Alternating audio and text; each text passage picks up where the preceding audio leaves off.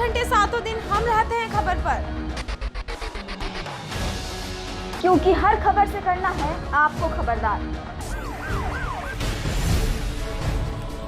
अब शहर की किसी हलचल से चूक न जाए,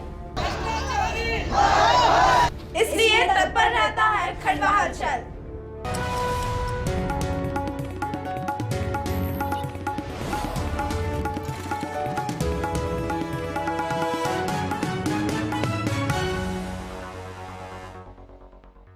नमस्कार, आप देख रहे हैं खंडवा हलचल। मैं हूं आपके साथ लक्ष्मी ठाकुर। आइए शुरुआत करते हैं आज की बड़ी खबरों के साथ। 24 घंटे सातों दिन हम रहते हैं खबर पर, क्योंकि मध्य प्रदेश में मुख्यमंत्री शिवराज सिंह चौहान ने नाइट कर्फ्यू लागू किया है। सीएम शिवराज ने कहा, ओमिक्रॉन फैलने की आशंका से इनकार नहीं किया जा सकता। मध्य प्रदेश में कोरोना संक्रमण के बढ़ते मामलों को देखते हुए बीजेपी सरकार सख्त हो गई है। पड़ोसी राज्यों में कोरोना मरीजों की बढ़ती संख्या और नए वेरिएंट ओमिक्रॉन की रोकथाम के लिए सरकार ने बड़ा कदम उठाया है। इसी कड़ी में मध्य प्रदेश में नाइट कर्फ्यू लागू कर दिया गया है, जिसकी घोषणा मुख्यमंत्री शिवराज सिंह चौहान ने की। उन्होंने कहा कि मध्य प्रदेश में आज रात 11 बजे से नाइट कर्फ्यू लागू हो जाएगा। उन्होंने कहा कि ओमिक्रॉन के फैलने की आशंका से भी इनकार नहीं किया जा सकता है। बेटे और बेटियों, मध्य प्रदेश में आज कई महीनों बाद कोविड के 30 नए प्रकरण मिले हैं। कल अपने पूरे देश में भी 7,495 पॉजिटिव प्रकरण पूरे देश में आए हैं।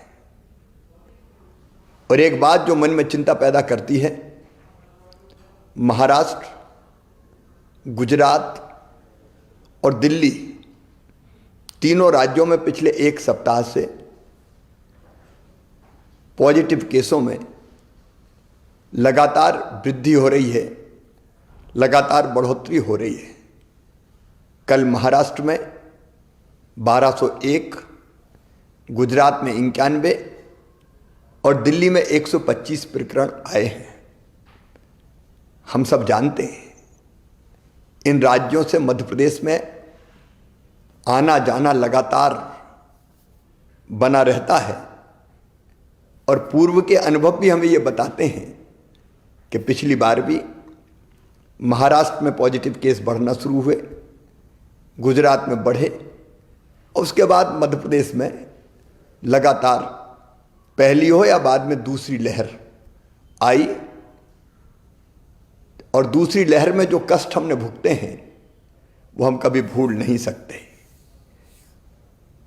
अगर पुरानी दोनों लहरों को भी देखा जाए, पहली हो या दूसरी हो, प्रारंभ इंदौर भोपाल से ही हुई।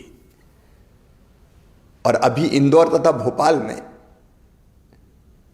प्रकरण बढ़ के लगभग साप्ताहिक प्रकरण नवंबर महीने की तुलना में दिसंबर में 3 गुने हो गए हैं।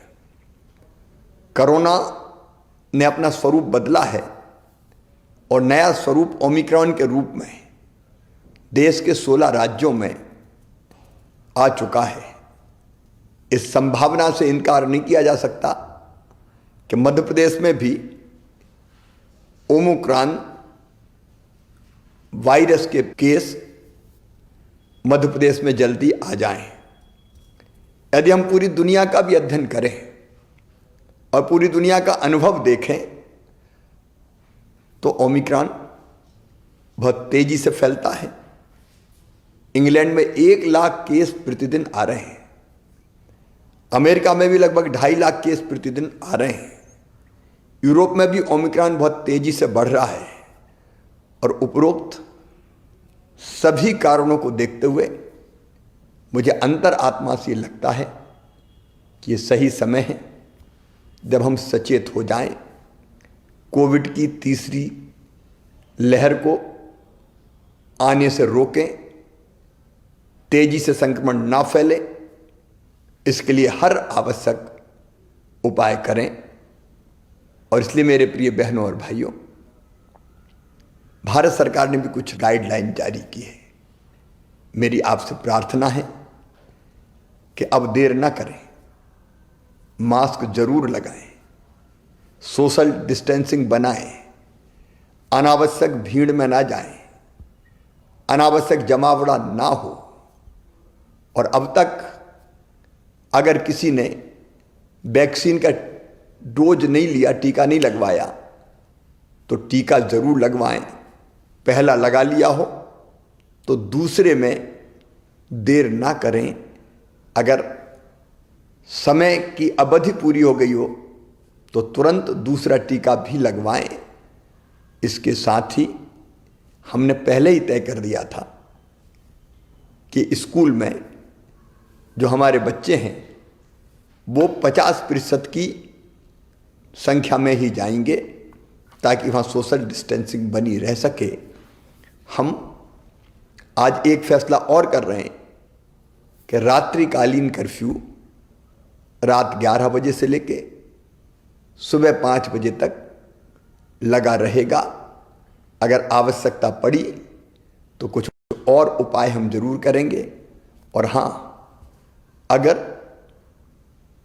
कोविड का कोई पॉजिटिव केस आता है तो घर में अगर पर्याप्त स्थान है तो घर में उसको आइसोलेट करके इलाज करेंगे, और नहीं तो हर हालत में हमको अस्पताल में ही भर्ती कराना चाहिए ताकि परिजन वायरस के संक्रमण से बच सकें। सावधान रहना है, याद रखना सावधानी में ही सुरक्षा है। मेरी प्रार्थना है आप सब सहयोग करें ताकि तीसरी लहर के संकट से हम अपने प्रदेश को बचा पाएं और अपनी जनता की जिंदगी की सुरक्षा कर पाएं। ये आप सबके सहयोग से ही होगा। बहुत बहुत आजादी के अमृत महोत्सव के तहत 25 दिसंबर को हनुवंतिया में नदी उत्सव एवं अन्य गतिविधियों का आयोजन किया जाएगा। नर्मदा घाटी विकास विभाग द्वारा आजादी के 75वें अमृत महोत्सव के तहत नदी उत्सव कार्यक्रम का आयोजन 25 दिसंबर को किया गया, जिसमें नदियों की स्वच्छता तथा जन जागरूकता अभियान व संरक्षण के संकल्प पर आधारित कार्यक्रम होंगे। इस आयोजन में कक्षा 6वीं से 8वीं के विद्यार्थियों द्वारा मां नर्मदा से संबंधित पर्यावरण, पर्यटन, स्वच्छता व संरक्षण पर चित्रकारी की जाएगी। इसके अतिरिक्त अन्य गतिविधियों में वृक्षारोपण व अतिथियों द्वारा नदी संरक्षण व उपयोगिता, इंदिरा सागर जलाशय से विकसित पर्यटन, स्वच्छता का महत्व पर व्याख्यान दिया जाएगा व स्थानीय कलाकार द्वारा नर्मदा अष्टक प्रस्तुत किया जाएगा। त्रिस्तरीय पंचायत आम निर्वाचन 2021-22 के लिए बनाए गए स्ट्रॉन्ग रूम व मतगणना स्थल का प्रेक्षक अशोक कुमार व्यास ने निरीक्षण किया। प्रेक्षक व्यास ने जिम्मेदार अधिकारियों को सभी व्यवस्थाएं सुनिश्चित करने के आदेश दिए। त्रिस्तरीय पंचायत आम निर्वाचन 2021-22 के लिए सुभाष स्कूल में बनाए गए स्ट्रॉन्ग रूम व मतगणना स्थल का प्रेक्षक अशोक कुमार व्यास ने गुरुवार को निरीक्षण किया। इस दौरान उन्होंने सभी आवश्यक मूलभूत सुविधाएं सुनिश्चित करने के निर्देश दिए। इस दौरान अनुविभागीय अधिकारी राजस्व अरविंद चौहान सहित अन्य अधिकारीगण मौजूद रहे। यूरिया के बढ़ते संकट के बीच कालमुखी वृत्ताकार सेवा सहकारी समिति में पुलिस के पहरे में यूरिया खाद का वितरण किया गया। पुरुषों के साथ ही महिलाएं भी खाद लेने के लिए सुबह से ही लाइन में लगी रहीं। रबी सीजन की फसल को जीवन प्रदान करने वाली यूरिया खाद को लेकर किसानों के बीच जहां झड़प की स्थिति बन रही है, वहीं हालात ऐसे हो चुके हैं कि पुलिस के साए में यूरिया खाद का वितरण किया जा रहा है। बुधवार को कालमुखी की वृत्ताकार सेवा सहकारी समिति में किसानों की भीड़ अधिक हो जाने के कारण खाद का वितरण नहीं किया जा सका। वहीं गुरुवार को धनगांव पुलिस की मौजूदगी में 560 बोरी खाद का वितरण कृषकों को किया गया। खाद लेने की कतार में पुरुषों के साथ महिलाएं भी शामिल रहीं। गौरतलब है कि उपचुनाव के बाद से ही क्षेत्र में यूरिया खाद की कमी का दंश किसानों को झेलना पड़ रहा है। त्रिस्तरीय पंचायत आम निर्वाचन को लेकर जिलाधीश सभागृह में प्रशिक्षण आयोजित किया गया। नोडल अधिकारी प्रोफेसर कुलदीप फरे ने प्रेजेंटेशन के माध्यम से प्रशिक्षण दिया। त्रिस्तरीय पंचायत आम निर्वाचन के लिए पंच, सरपंच, जनपद सदस्य एवं जिला पंचायत सदस्यों के पदों के मतपत्र मुद्रण हेतु तैयार किए जाने वाले प्रारूपों की जांच के संबंध में गुरुवार को कलेक्ट्रेट सभा कक्ष में प्रशिक्षण आयोजित किया गया। प्रशिक्षण के नोडल अधिकारी कुलदीप फरे ने प्रेजेंटेशन के माध्यम से यह प्रशिक्षण दिया।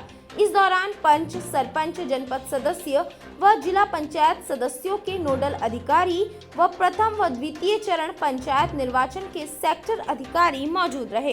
अवैध अतिक्रमण की शिकायत लेकर खांसावली वार्ड की महिलाएं नगर पालिका निगम पहुंची। महिलाओं ने कमिश्नर को ज्ञापन सौंपकर अतिक्रमण विरोधी कार्यवाही करने की मांग की। गुरुवार को नगर निगम कमिश्नर से हजरत खांसावली वार्ड 36 की महिलाओं ने मिलकर एक ज्ञापन सौंपा, जिसमें टावर वाली गली और मोहम्मदी मस्जिद वाली गली के आगे लोगों के द्वारा भवन निर्माण कार्य किया जा रहा है, उससे अवगत कराया गया। इस दौरान भवन निर्माण कार्य के चलते लोग रोड पर अवैध अतिक्रमण कर रहे हैं, जिसकी वजह से रोड छोटा होने का अंदेशा है और भविष्य में किसी के घर में आगजनी जैसी यदि घटना होती है तो फायर ब्रिगेड की गाड़ी नहीं पहुंच पाएगी। गर्भवती महिलाओं को हॉस्पिटल ले जाने में, एम्बुलेंस को आने में तकलीफ होगी एवं अन्य मुश्किलों का सामना करना पड़ेगा। इन्हीं समस्याओं को लेकर महिलाओं ने आयुक्त से मुलाकात की एवं समस्याओं का जल्द से जल्द निराकरण करने की मांग की। मध्य प्रदेश में होने जा रहे पंचायत चुनाव के चलते खंडवा में आबकारी विभाग द्वारा अवैध शराब परिवहन व अवैध शराब निर्माण के खिलाफ लगातार कार्यवाही की जा रही है। पुनासा ब्लॉक में कार्यवाही करते हुए 5 लोगों को आबकारी विभाग की टीम ने गिरफ्तार किया। खंडवा में पंचायत चुनाव के मद्देनजर आबकारी द्वारा अवैध शराब परिवहन तथा अवैध शराब निर्माण के खिलाफ लगातार अभियान चलाकर कार्यवाही की जा रही है। आबकारी टीम ने पुनासा ब्लॉक के कई गांवों में कार्यवाही करते हुए 46 लीटर हाथ भट्टी शराब तथा 500 लीटर महुआ लहान जब्त कर 5 लोगों को गिरफ्तार किया है। इस कार्यवाही में आबकारी टीम ने मौके से बड़ी संख्या में अवैध शराब बनाने का सामान भी जब्त किया है। जिला आबकारी अधिकारी आरपी किरार ने बताया कि पंचायत चुनाव के चलते आबकारी विभाग द्वारा अवैध शराब परिवहन तथा अवैध शराब निर्माण के खिलाफ लगातार कार्यवाही की जा रही है, जिसमें पुनासा ब्लॉक के केनुत सहित आसपास के गांवों में अवैध शराब के ठिकानों पर दबिश देकर कार्यवाही की गई है। इस कार्यवाही में 46 लीटर हाथ भट्टी शराब तथा 500 लीटर महुआ लहान जब्त कर 5 लोगों के खिलाफ केस दर्ज किया गया है। पंचायत चुनाव के मद्देनजर हम अवैध मदिरा के निर्माण संग्रहण के विरुद्ध कार्रवाई, हमारा पूरा विभाग सतत कार्रवाई कर रहा है। इसके तारतम्य में कल डोंगरगांव, कालमुखी और कैमूर में 5 लोगों के खिलाफ अवैध हाथ भट्टी शराब के प्रकरण कायम किए गए हैं, जिसमें 46 लीटर हाथ भट्टी शराब और 500 किलो महुआ लहान जब्त किया गया है। करीब 60,000 के करीब कीमत आंकी गई है। 5 लोगों को आरोपी बनाया गया है और 5 को हमने गिरफ्तार किया। जब तक ये पंचायत चुनाव है तब तक डेली अभियान चालू रहेगा। भारतीय जनता पार्टी विधि प्रकोष्ठ से जुड़े अधिवक्ताओं ने वकील की हत्या के विरोध में केरल राज्य सरकार भंग किए जाने हेतु ज्ञापन सौंपा। वकीलों का आरोप है कि अराजकता के माहौल में केरल में कानून व्यवस्था चौपट है तथा विरोधी दल से जुड़े लोगों को सुनियोजित तरीके से निपटाया जा रहा है।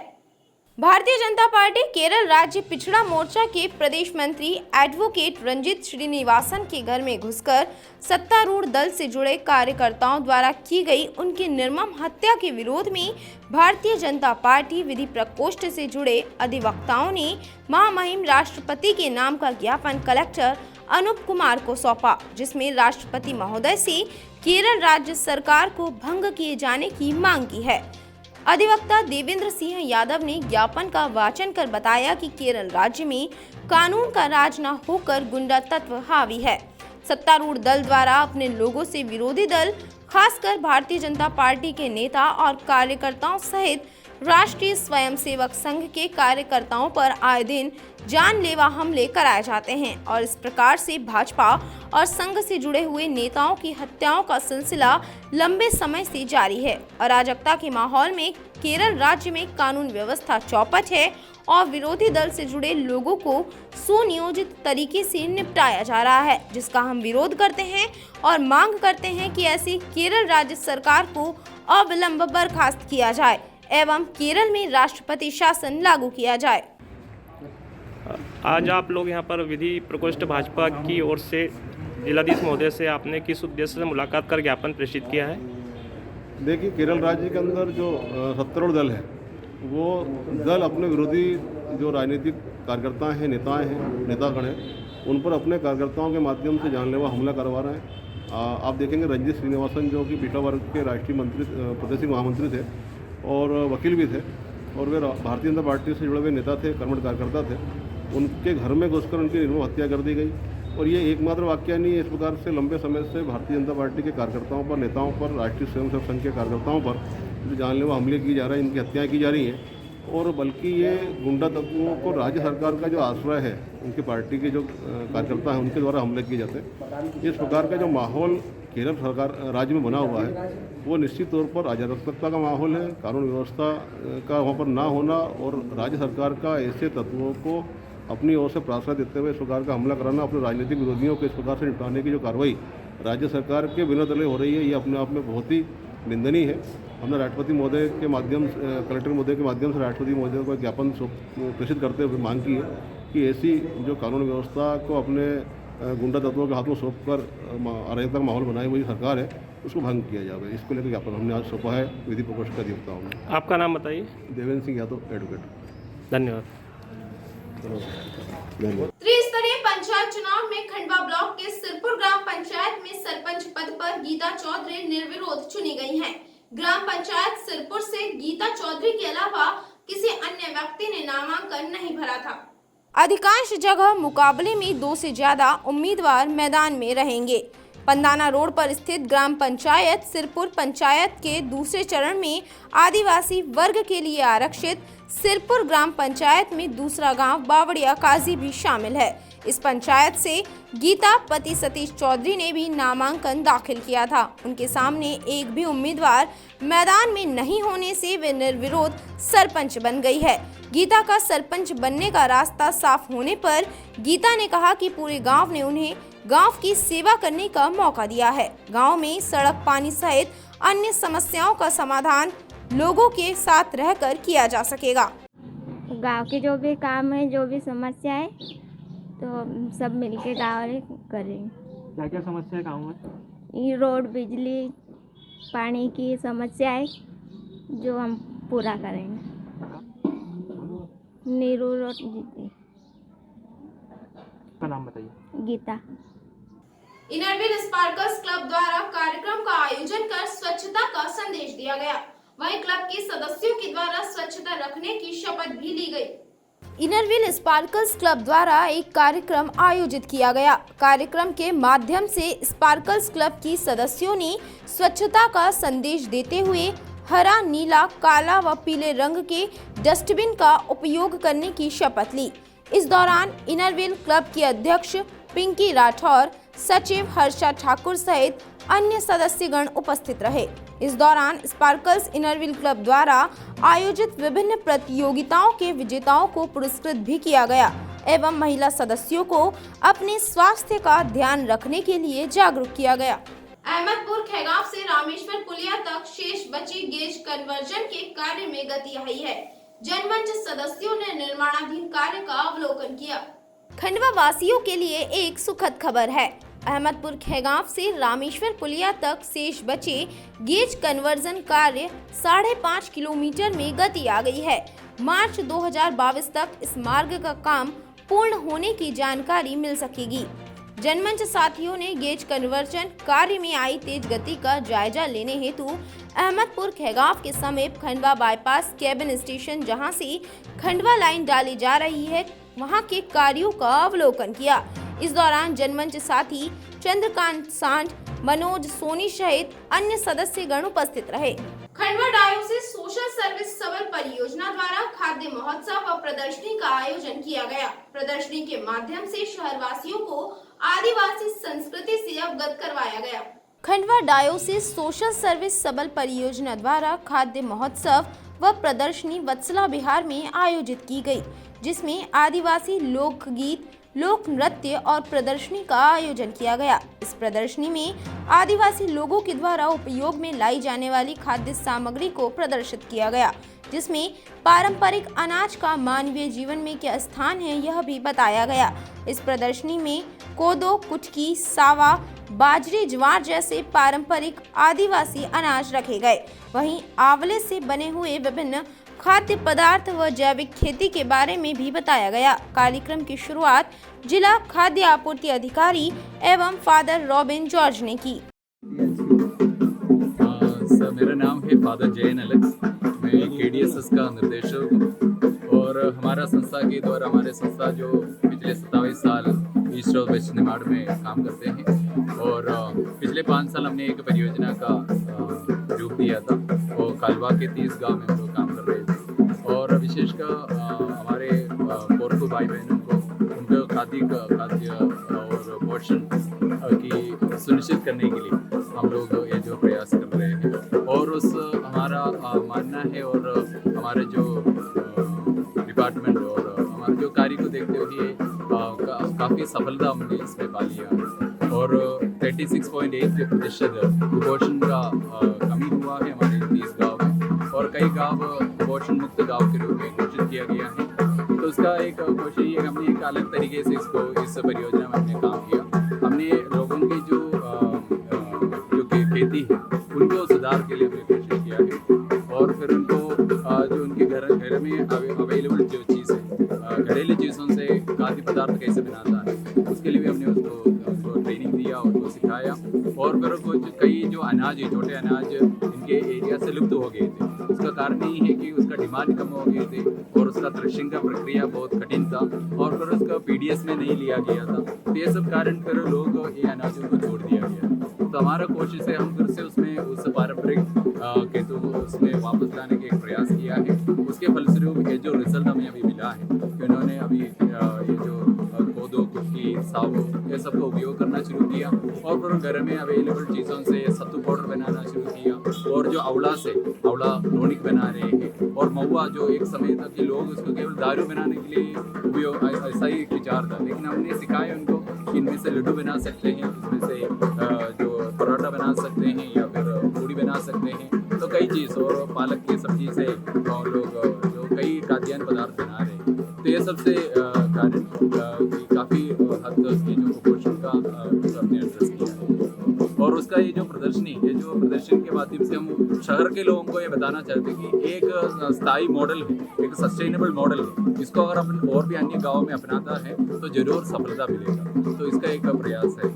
परिचय दे दीजिए आपको। मेरा नाम सर, हमको इस सबल प्रेरणा वाले ने हम खेती में काम किए, मेड़ बंधन किए, फिर खंती खोदे, फिर इससे हमको फायदा ही बाहर नहीं गए हम लॉकडाउन में।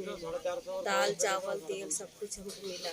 जैसे अनाज है उसको हमने एक बारीक सी जैसा कि बोए तो उसको एकदम इतना अच्छे से बोते हैं कि हम शौक से काट भी लेते और खा भी लेते। कोडो है, कुटकी है, समा है, लंगिया है, भदली है, फिर उसमें हर किस्म की अनाज है। तो उसको मतलब हम खेत बाड़ी में जाते हैं, उसको सब अच्छे से सब मिल के बनाते हैं। उसके बाद लॉकडाउन में हमारे काम नहीं था तो वो क्या हुआ। मेरा नाम लक्ष्मी मिंजे है और सबल परियोजना KDSS में NHW के पद पर कार्य करती हूँ।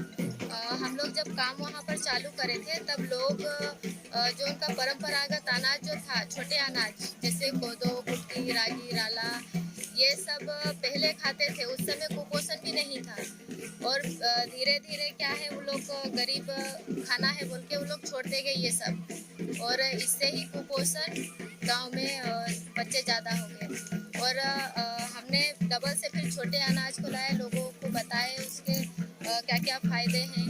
तो लोग अब बोने लगे हैं और उसका उपयोग करने लगे हैं। तो इससे हमारे गाँव में कुछ गाँव कुपोषण मुक्त हो गए। आज के अंक में बस इतना ही। मैं लक्ष्मी ठाकुर जल्दी हाजिर होंगी नई खबरों के साथ। तब तक के लिए नमस्कार। 24 घंटे 7 दिन हम रहते हैं खबर पर, क्योंकि हर खबर से करना है आपको खबरदार। अब शहर की किसी हलचल से चूक न जाए। इसलिए तत्पर रहता है खंडवा हलचल।